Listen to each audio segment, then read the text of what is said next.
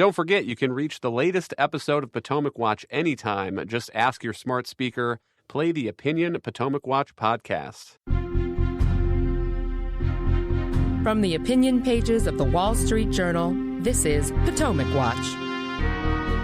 Welcome back. Another piece of news on Thursday was that President Biden is now asserting executive privilege to block the release of the audio recordings of his interview with special counsel Robert Hur, who was investigating Biden's mishandling of classified documents over the years. Alicia, part of what makes this a strange assertion of privilege is that President Biden did not block the release of the transcripts. So in October of 2023, President Biden sat for 2 days of interviews, and the transcripts have now been released. Some of that seems to have been in response to the characterization in Robert Hur's report that Biden presented himself as an elderly man with a poor memory. That may have helped motivate President Biden to allow the release of the transcripts, but we've seen them now for 2 months. They're out of the public. All of the information from these interviews has already been digested by the news media. And so, Alicia, if executive privilege does not block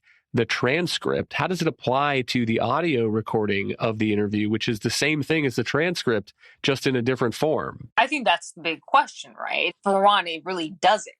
Once the president waives a privilege, it can't be reclaimed. And he has already essentially conceded that by releasing the transcript, that the interview wasn't privileged. And what's more, executive privilege really only extends to interview subjects that might relate to presidential duties or White House deliberations. This actually concerns more the handling of documents while in the Senate or vice president or as a private citizen. And if you actually recall, going back to the Trump administration, there was a tussle between Democrats in Congress who were trying to subpoena all kinds of documents from Trump after he was president, but actually even before, and some of his advisors, Don McGahn, Meadows, and Steve Bannon, and the D.C. Circuit and district court judges almost always came down in favor of the Congress, saying that these documents weren't privileged because they did not concern directly the Trump's presidential duties or the White House deliberations. Some of them concern documents, the archives too.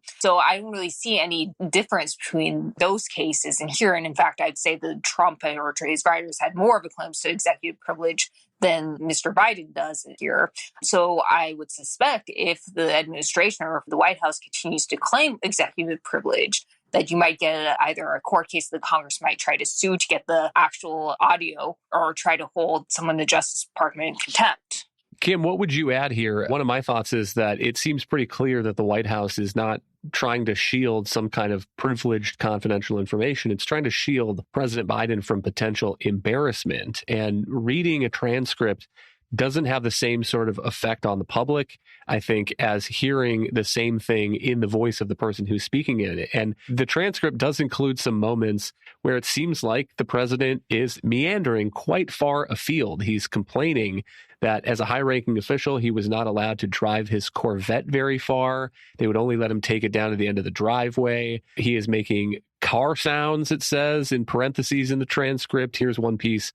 President Biden, probably one of the best parts to being vice president and president. I get to drive all these electric vehicles. Damn, they're quick. You know, think about this. You had one of those big 4x4s. I think it's the Ford Bronco, whatever it is, 0 to 60 in 4.6. Mr. Hur says, yes, that's fast. President Biden, by the way, you know how it works? It's really cool. Mr. Hur says, sir, I would love to hear much more about this, but I do have a few more questions to get through. Kim, again, it's one thing to be able to see that, and it's another thing to be able to play the audio where the president of the United States is making car sounds. It's very clear that the White House doesn't want to give these tapes to Congress because they're very concerned that they will be released and the president will be embarrassed. They even slightly cited that. I mean, they gave the bogus excuse that they weren't going to give the records because there's an investigation, but I would note that that investigation is closed. And so what they're really concerned about is the embarrassment. Now, if you listen to Republicans, they aren't making any bones tones that they want to hear them because they want to know, is the president meandering? What is his state of mind? Did he also hesitate when he was asked certain questions? Because they're conducting their own investigation into his handling of classified information, and they seem to think it's important. They also have given the argument, I don't know how valid this is, but they say that they are concerned that maybe the transcript they got was not faithful and accurate, so they want to compare it to what actually happened in the actual audio.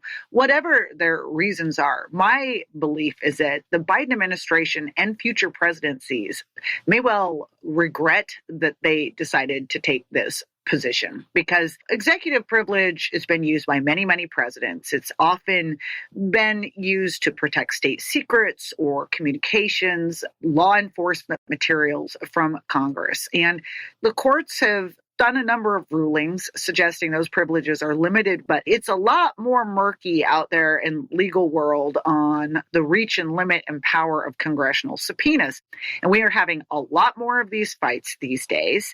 And if you are going to have that fight, and there is going to be a court case, and I think there may already had one Republican member of the Judiciary Committee suggest that they may well take this to court. If you're going to do this case, this is a very, very weak one to base it on. It's very highly likely the president would lose, but it's giving the courts an opportunity to break new ground here and potentially give Congress a lot more clearly delineated authority over what they have the right to see. Up until now, a lot of these fights, there's threats thrown around, there's contempt resolutions passed by the White House. Judiciary has already now held Attorney General Merrick Garland in contempt over this. That won't go anywhere because that referral, if it's voted on by the House, will just go back to the Justice Department. But often these things are sorted out in negotiations, etc. And often the executive branch gets a little bit of what it wants. Congress gets a little bit of what it wants. If this particular case goes up and becomes the case that gets adjudicated on executive privilege, I think the executive branch could find a situation where Congress has got a lot more power than it's clear Congress has right now. Thank you, Kim and Alicia. Thank you all for listening. You can email us at pwpodcast@wsj.com. If you like the show, please hit that subscribe button, and we'll be back with another edition of Potomac Watch.